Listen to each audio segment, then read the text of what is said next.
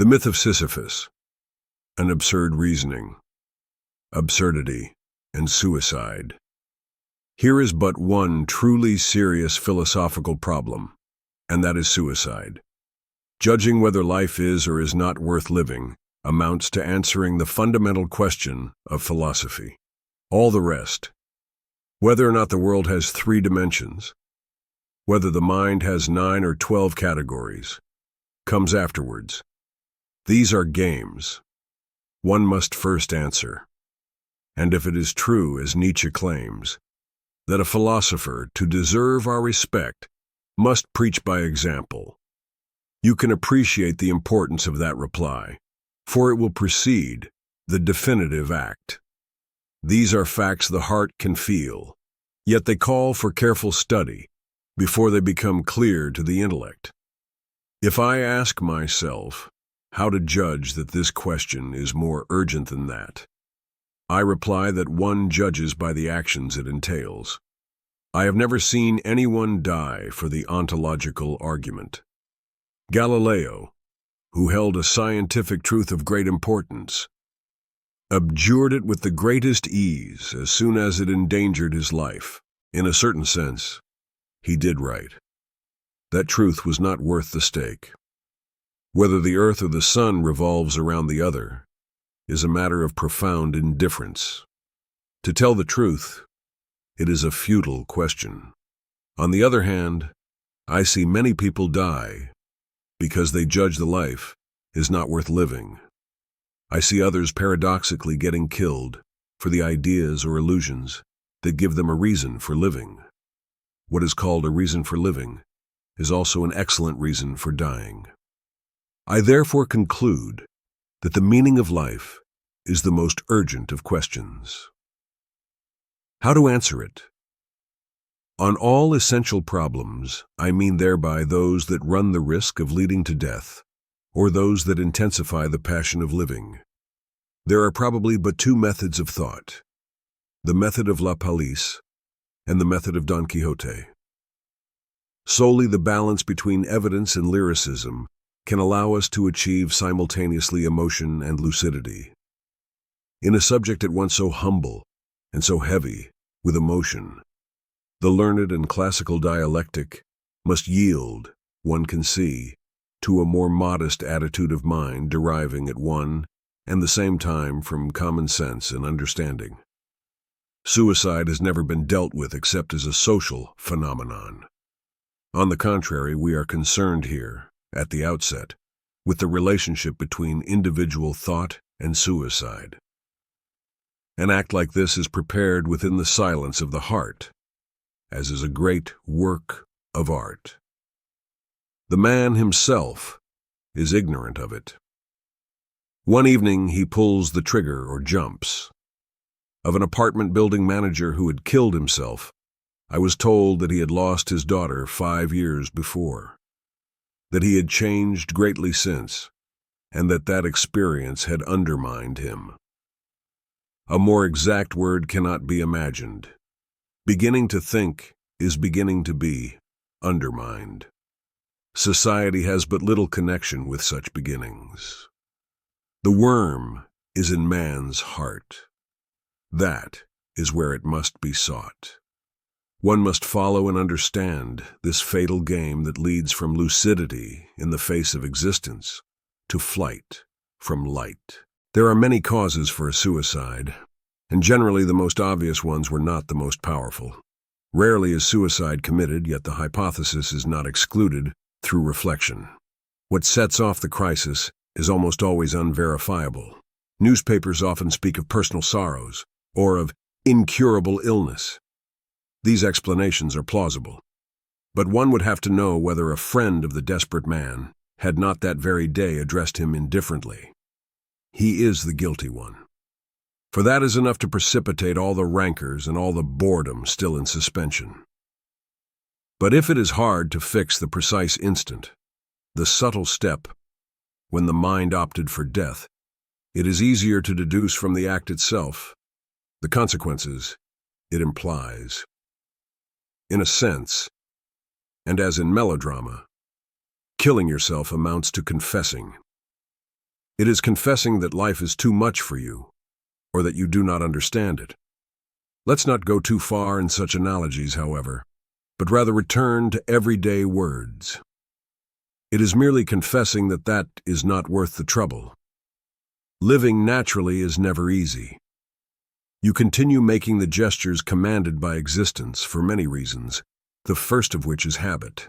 Dying voluntarily implies that you have recognized, even instinctively, the ridiculous character of that habit, the absence of any profound reason for living, the insane character of that daily agitation, and the uselessness of suffering. What, then, is that incalculable feeling that deprives the mind of the sleep necessary to life? A world that can be explained even with bad reasons is a familiar world. But on the other hand, in a universe suddenly divested of illusions and lights, man feels an alien, a stranger. His exile is without remedy, since he is deprived of the memory of a lost home or the hope of a promised land.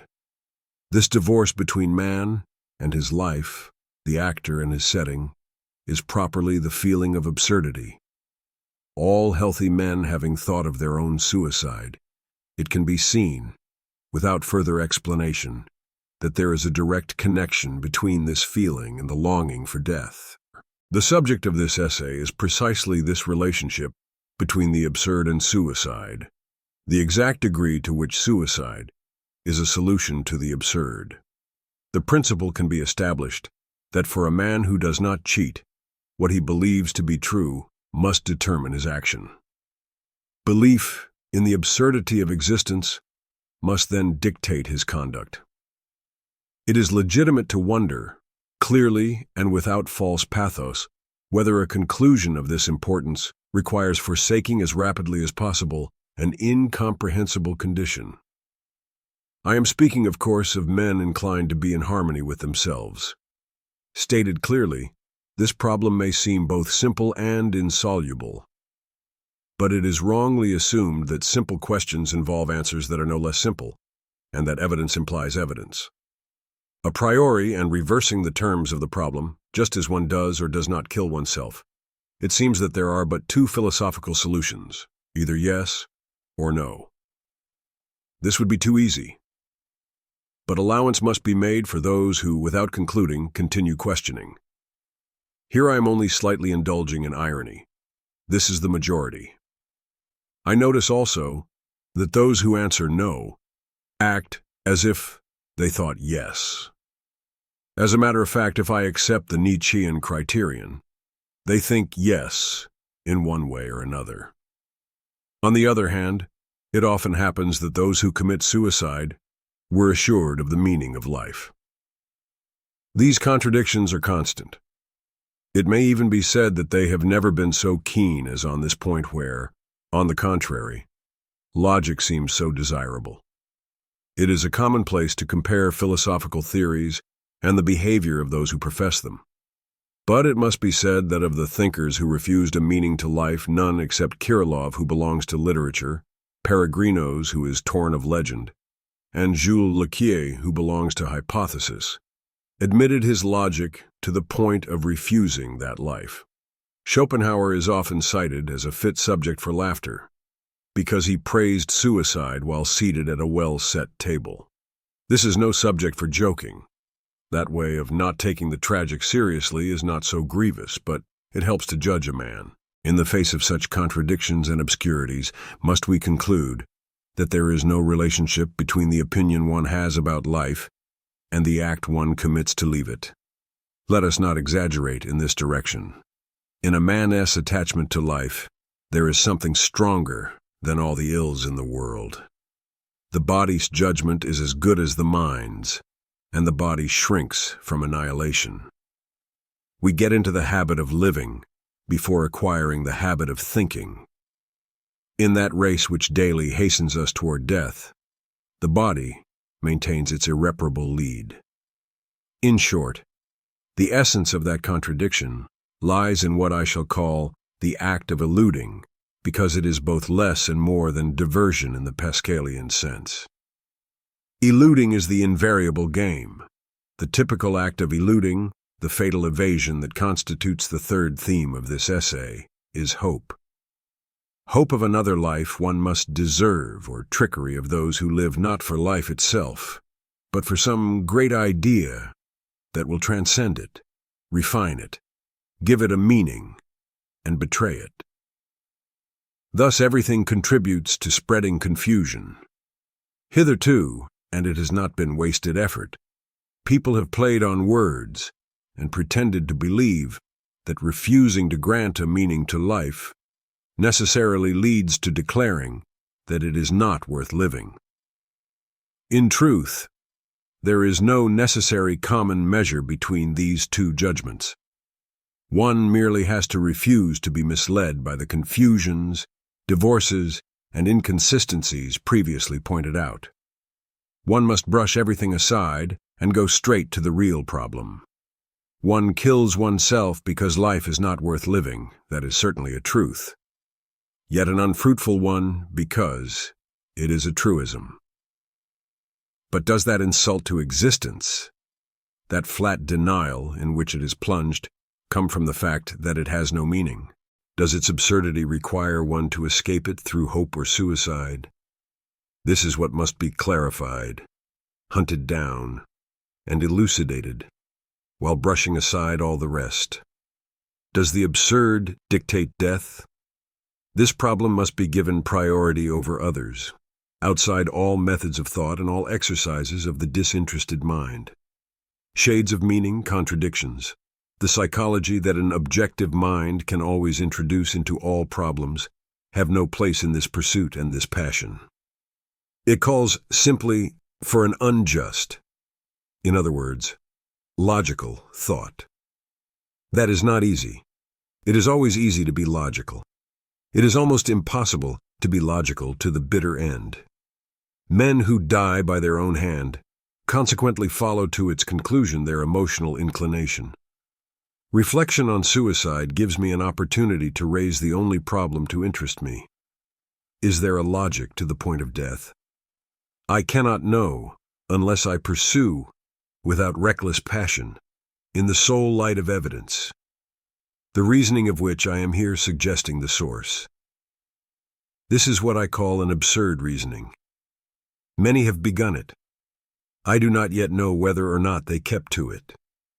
When Karl Jaspers, revealing the impossibility of constituting the world as a unity, exclaims, "This limitation leads me to myself, where I can no longer withdraw behind an objective point of view that I am merely representing, where neither I myself nor the existence of others can any longer become an object for me." He is evoking, after many others, those waterless deserts where thought reaches its confines. After many others, yes indeed, but how eager they were to get out of them. At that last crossroad where thought hesitates, many men have arrived, and even some of the humblest. They then abdicated what was most precious to them, their life. Others, princes of the mind, abdicated likewise, but they initiated the suicide of their thought in its purest revolt. The real effort is to stay there, rather, insofar as that is possible, and to examine closely the odd vegetation of those distant regions. Tenacity and acumen are privileged spectators of this inhuman show, in which absurdity, hope, and death carry on their dialogue. The mind can then analyze the figures of that elementary yet subtle dance, before illustrating them and reliving them itself. Absurd walls. Like great works, deep feelings always mean more than they are conscious of saying. The regularity of an impulse or a repulsion in a soul is encountered again in habits of doing or thinking, is reproduced in consequences of which the soul itself knows nothing. Great feelings take with them their own universe, splendid or abject. They light up with their passion an exclusive world in which they recognize their climate. There is a universe of jealousy, of ambition, of selfishness, or of generosity. A universe, in other words, a metaphysic and an attitude of mind. What is true of already specialized feelings will be even more so of emotions, basically as indeterminate, simultaneously as vague and as definite, as remote and as present as those furnished us by beauty or aroused by absurdity. At any street corner, the feeling of absurdity can strike any man in the face, as it is in its distressing nudity, in its light without effulgence. It is elusive. But that very difficulty deserves reflection. It is probably true that a man remains forever unknown to us, and that there is in him something irreducible that escapes us. But practically I know men and recognize them by their behavior, by the totality of their deeds, by the consequences caused in life, by their presence. Likewise, all those irrational feelings which offer no purchase to analysis, I can define them practically, appreciate them practically, by gathering together the sum of their consequences in the domain of the intelligence, by seizing and noting all their aspects, by outlining their universe. It is certain that apparently, though I have seen the same actor 100 times, I shall not, for that reason, know him any better personally. Yet, if I add up the heroes he has personified, and if I say that I know him a little better, at the 100th character, counted off, this will be felt to contain an element of truth. For this apparent paradox is also an apologue. There is a moral to it. It teaches that a man defines himself by his make-believe as well as by his sincere impulses. There is thus a lower key of feelings, inaccessible in the heart, but partially disclosed by the acts they imply and the attitudes of mind they assume. It is clear that in this way I am defining a method. But it is also evident that that method is one of analysis and not of knowledge. For methods imply metaphysics. Unconsciously, they disclose conclusions that they often claim not to know yet. Similarly, the last pages of a book are already contained in the first pages. Such a link is inevitable. The method defined here acknowledges the feeling that all true knowledge is impossible. Solely appearances can be enumerated, and the climate make itself felt. Perhaps we shall be able to overtake that elusive feeling of absurdity in the different but closely related worlds of intelligence, of the art of living, or of art itself. The climate of absurdity is in the beginning. The end is the absurd universe. And that attitude of mind, which lights the world with its true colors, to bring out the privileged and implacable visage which that attitude has discerned in it. All great deeds and all great thoughts have a ridiculous beginning. Great works are often born on a street corner or in a restaurant's revolving door. So it is with absurdity. The absurd world, more than others, derives its nobility from that abject birth. In certain situations, replying nothing when asked what one is thinking about may be pretense in a man. Those who are loved are well aware of this. But if that reply is sincere, if it symbolizes that odd state of soul in which the void becomes eloquent, in which the chain of daily gestures is broken, in which the heart vainly seeks the link that will connect it again, then it is, as it were, the first sign of absurdity. It happens that the stage sets collapse. Rising, streetcar, 4 hours in the office or the factory, meal, streetcar, 4 hours of work, meal, sleep, and Monday, Tuesday, Wednesday, Thursday, Friday, and Saturday, according to the same rhythm. This path is easily followed most of the time. But one day, the why arises, and everything begins in that weariness tinged with amazement. Begins. This is important. Weariness comes at the end of the acts of a mechanical life, but at the same time, it inaugurates the impulse of consciousness.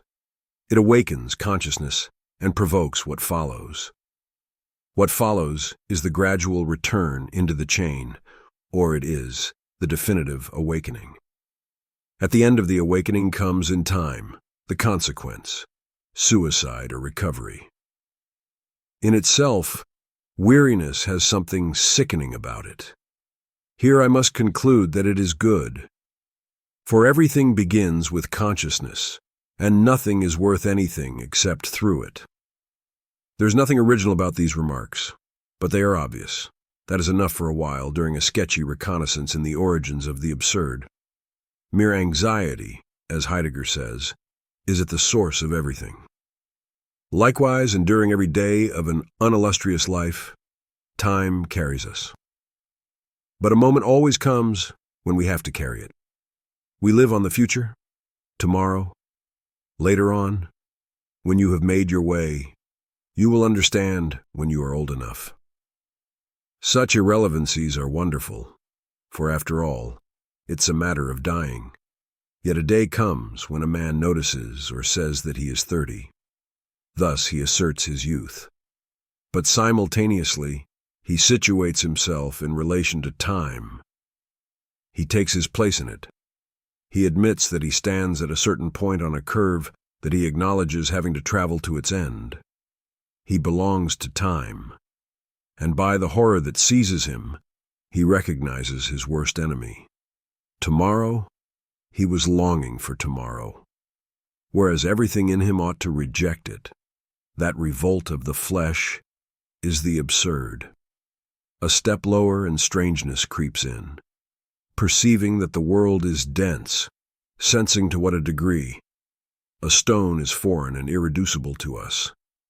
With what intensity nature or a landscape can negate us. At the heart of all beauty lies something inhuman, and these hills, the softness of the sky, the outline of these trees at this very minute, lose the illusory meaning with which we had clothed them. Henceforth, more remote than a lost paradise. The primitive hostility of the world rises up to face us across millennia.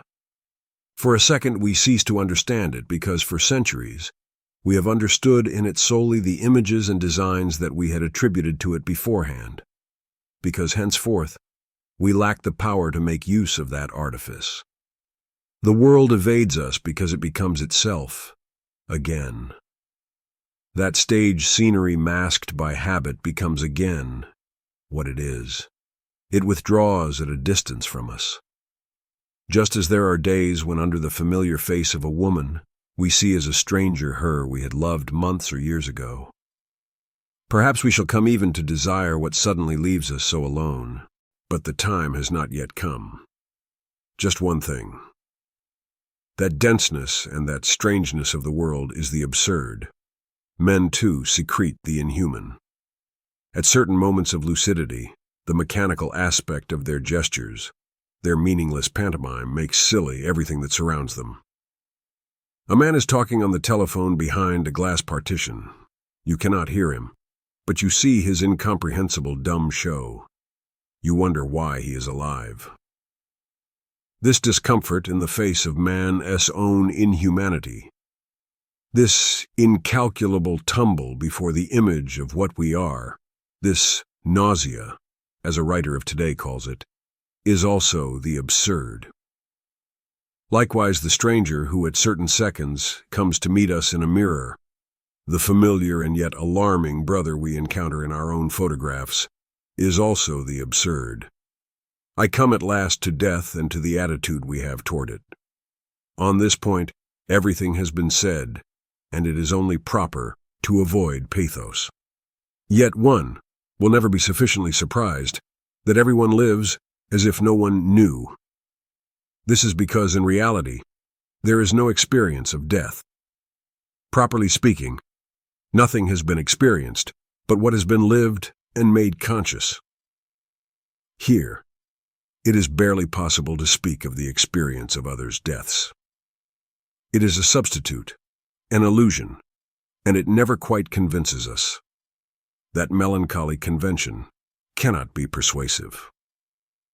The horror comes in reality from the mathematical aspect of the event.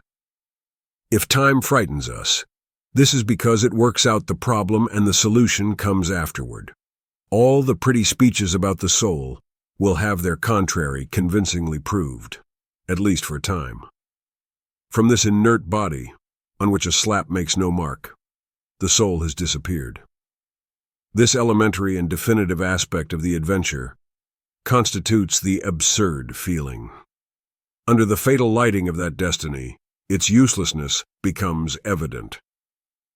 No code of ethics and no effort are justifiable a priori in the face of the cruel mathematics that command our condition.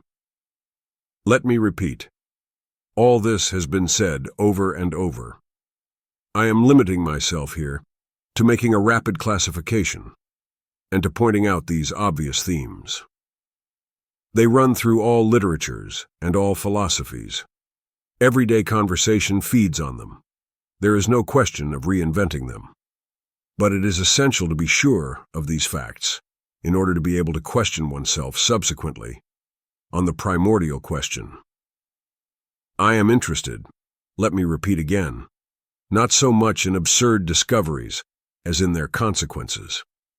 If one is assured of these facts, what is one to conclude? How far is one to go to elude nothing? Is one to die voluntarily or to hope in spite of everything? Beforehand, it is necessary to take the same rapid inventory on the plane of the intelligence. The mind's first step is to distinguish what is true from what is false. However, as soon as thought reflects on itself, what it first discovers is a contradiction. Useless to strive to be convincing in this case. Over the centuries, no one has furnished a clearer and more elegant demonstration of the business than Aristotle. The often ridiculed consequence of these opinions is that they destroy themselves.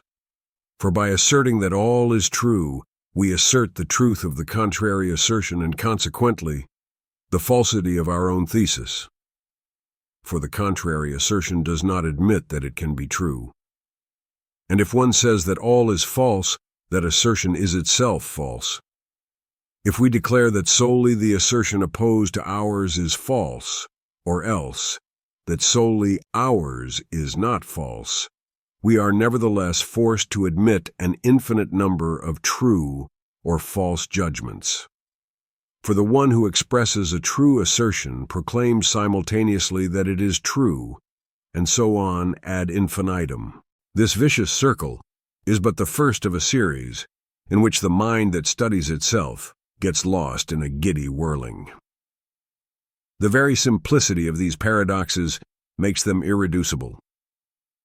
Whatever may be the plays on words and the acrobatics of logic, to understand is, above all, to unify.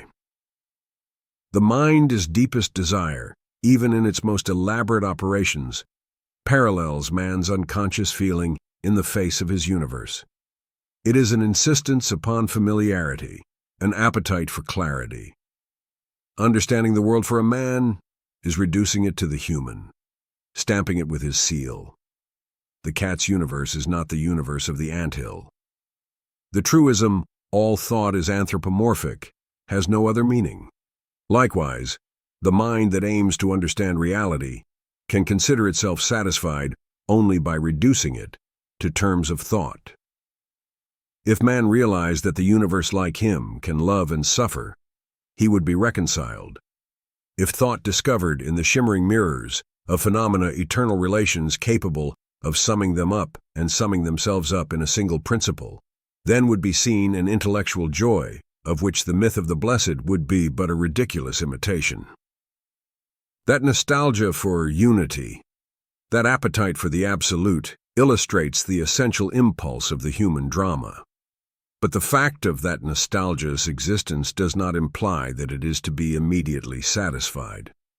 For if bridging the gulf that separates desire from conquest, we assert with Parmenides the reality of the one, whatever it may be, we fall into the ridiculous contradiction of a mind that asserts total unity and proves by its very assertion its own difference and the diversity it claimed to resolve.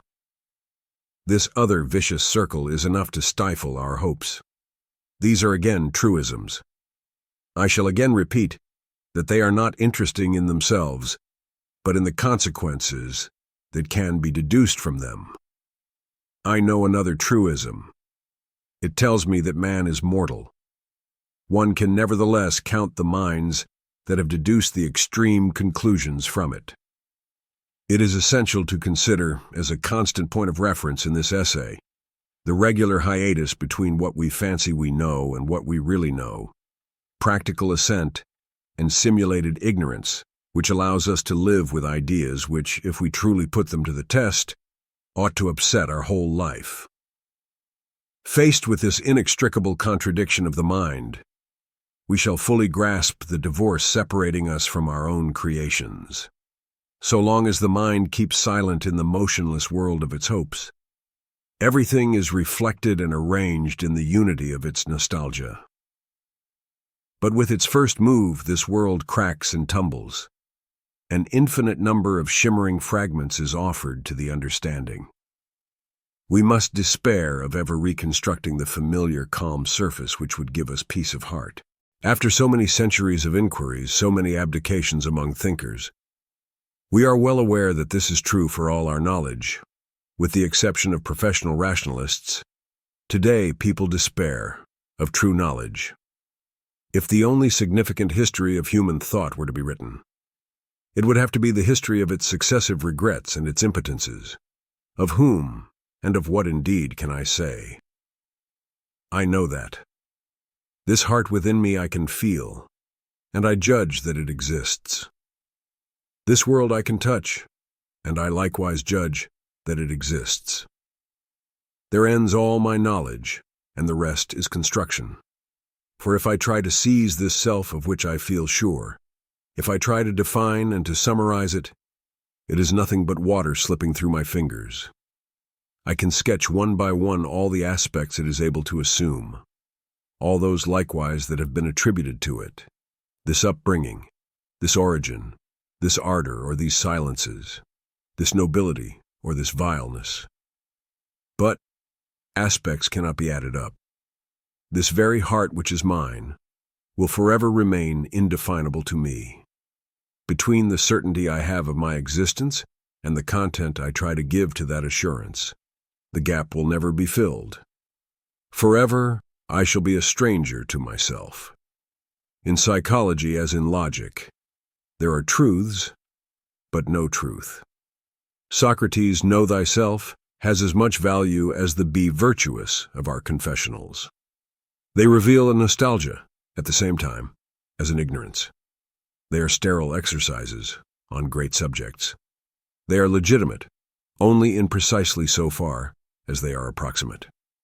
And here are trees, and I know their gnarled surface, water, and I feel its taste.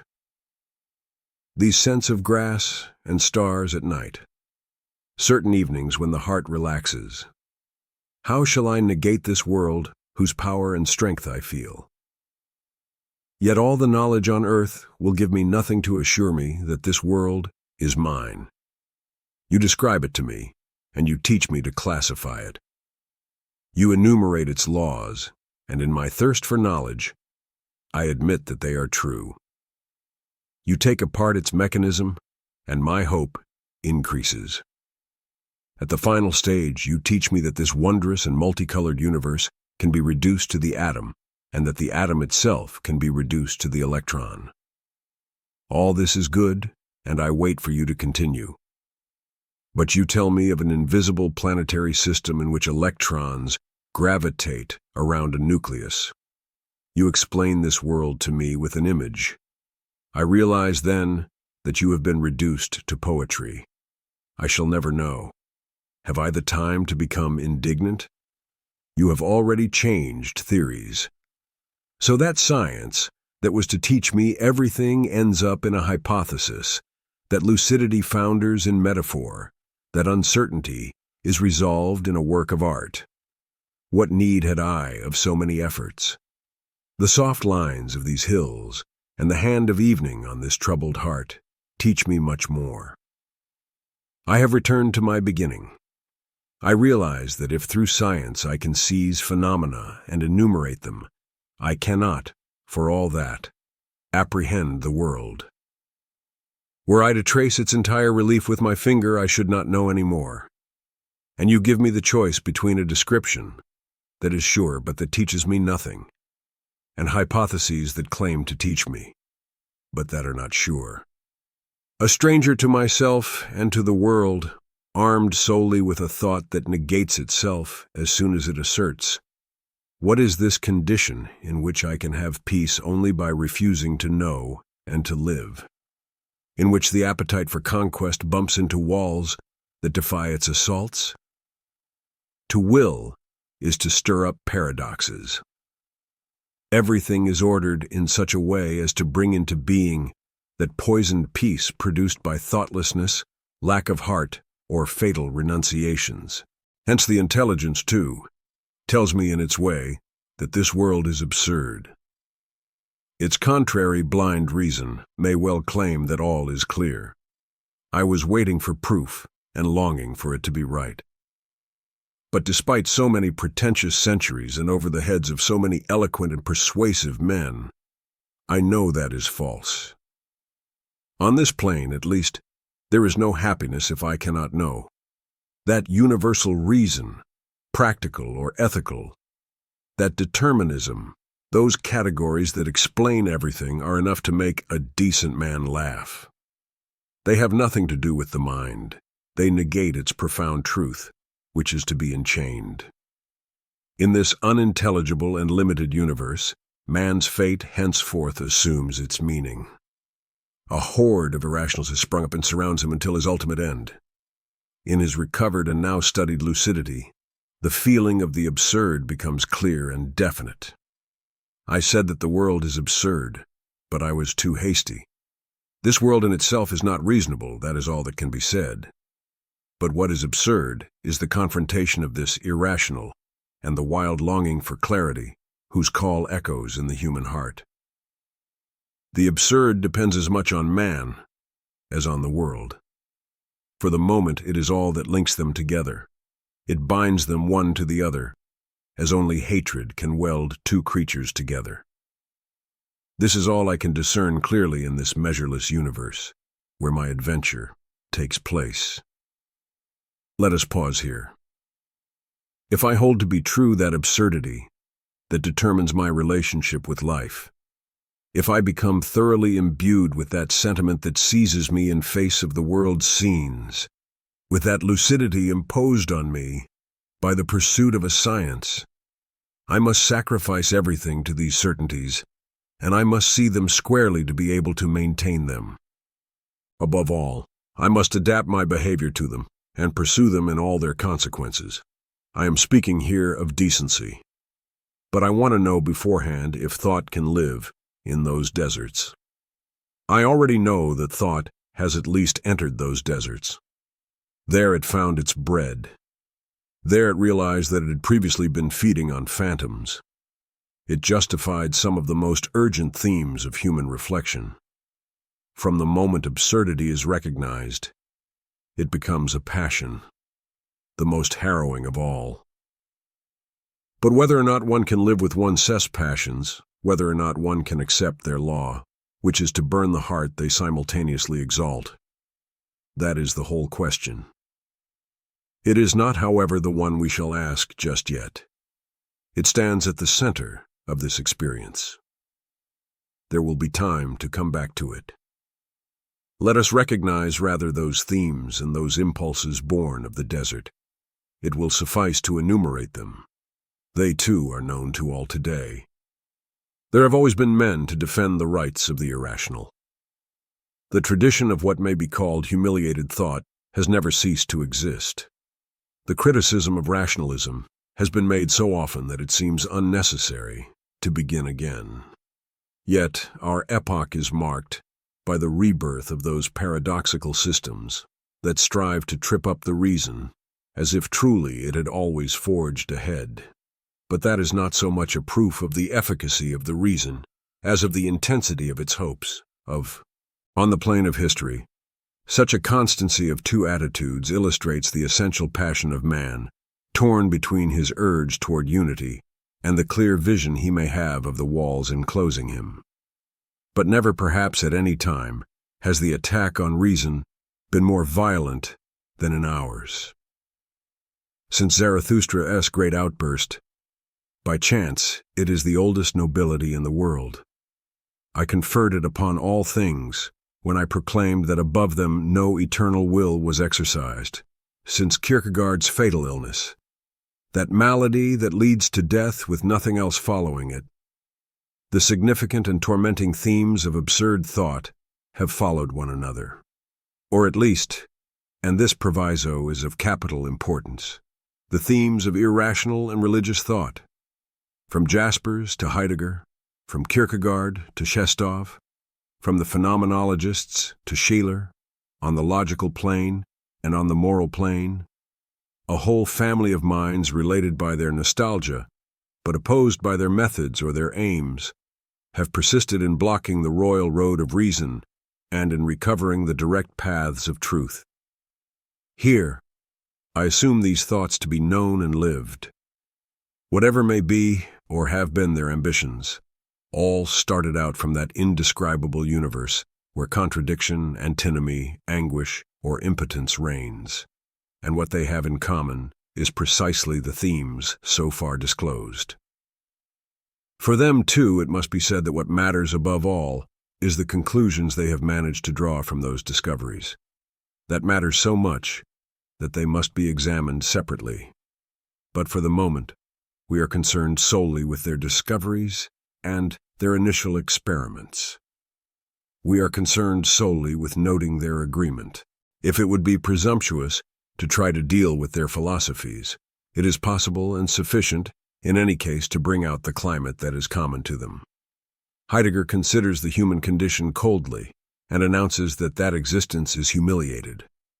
The only reality is anxiety in the whole chain of beings. To the man lost in the world and its diversions, this anxiety is a brief, fleeting fear.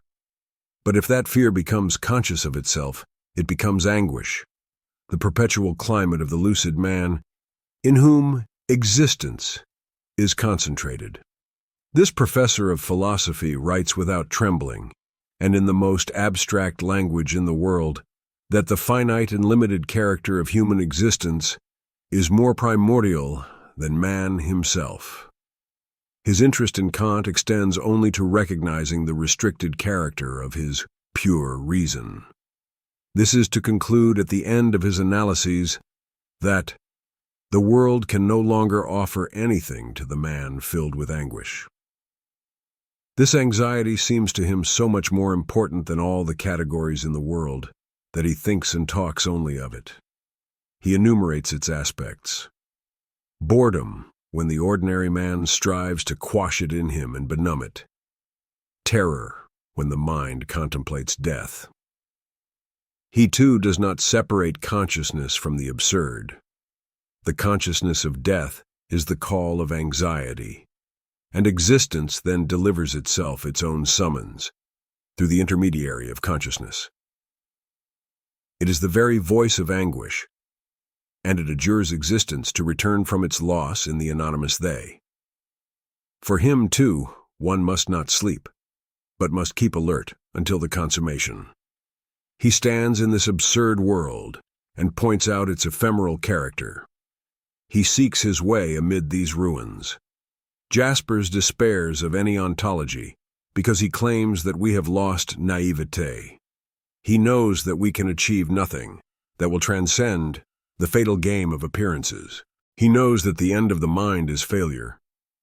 He tarries over the spiritual adventures revealed by history and pitilessly discloses the flaw in each system, the illusion that saved everything, the preaching that hid nothing. In this ravaged world, in which the impossibility of knowledge is established, in which everlasting nothingness seems the only reality, and irremediable despair seems the only attitude, he tries to recover the Ariadne's thread that leads to divine secrets.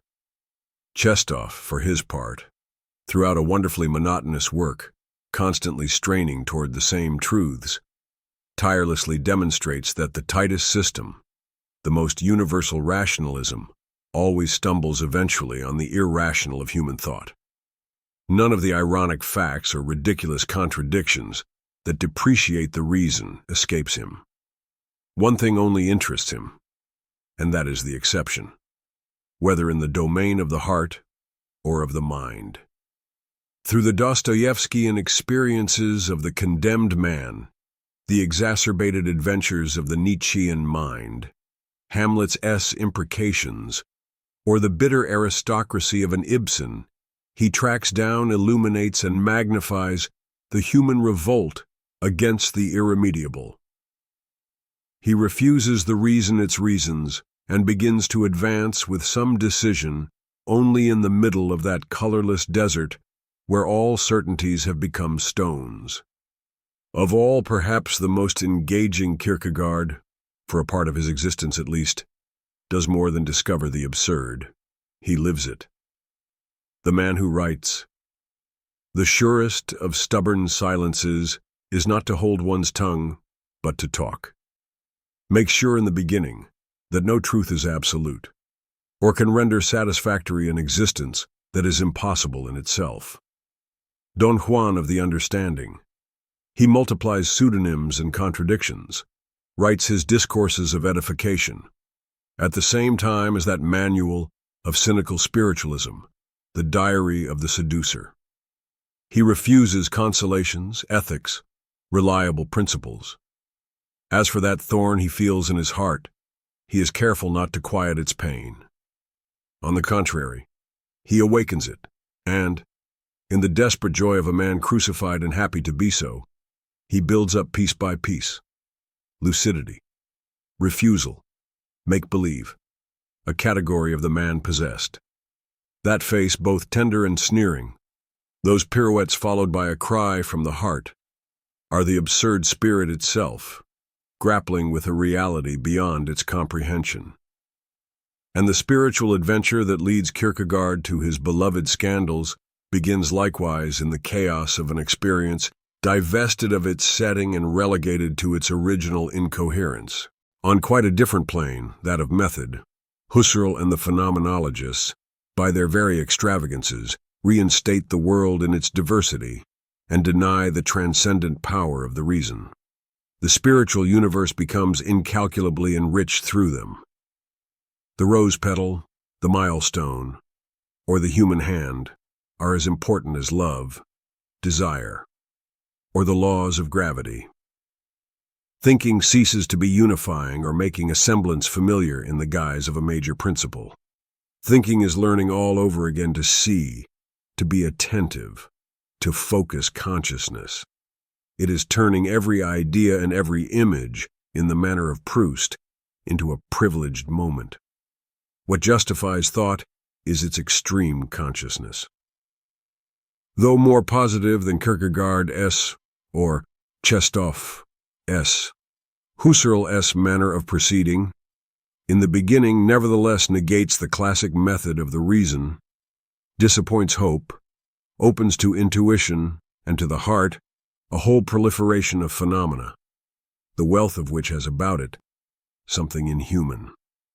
These paths lead to all sciences or to none. This amounts to saying that in this case, the means are more important than the end. All that is involved is an attitude for understanding, and not a consolation. Let me repeat. In the beginning. At very least, how can one fail to feel the basic relationship of these minds? How can one fail to see that they take their stand around a privileged and bitter moment in which hope has no further place? I want everything to be explained to me or nothing. And the reason is impotent when it hears this cry from the heart. The mind aroused by this insistence seeks and finds nothing but contradictions and nonsense. What I fail to understand is nonsense. The world is peopled with such irrationals.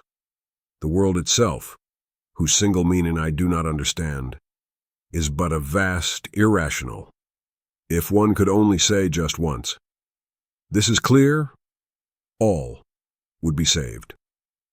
But these men vie with one another in proclaiming that nothing is clear. All is chaos.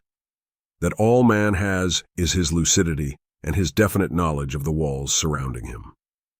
All these experiences agree and confirm one another. The mind, when it reaches its limits, must make a judgment and choose its conclusions. This is where suicide and the reply stand. But I wish to reverse the order of the inquiry and start out from the intelligent adventure and come back to daily acts. The experiences called to mind here were born in the desert that we must not leave behind. At least it is essential to know how far they went. At this point of his effort, man stands face to face with the irrational.